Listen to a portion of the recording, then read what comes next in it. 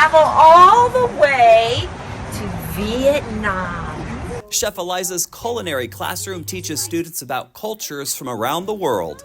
Today's lesson, spring rolls. Lettuce, carrots, cheese, and cucumber. Cucumbers and other veggies grown right on campus. Students take turns cooking and then exploring the garden.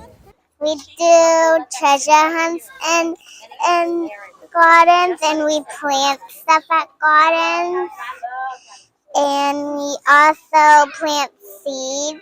I think it's really fun, and it's interesting because my kiddo never has had purple cabbage and just ate purple cabbage and lettuce and carrots, and that doesn't ever happen at home. And that's your Oside USD in 1 minute.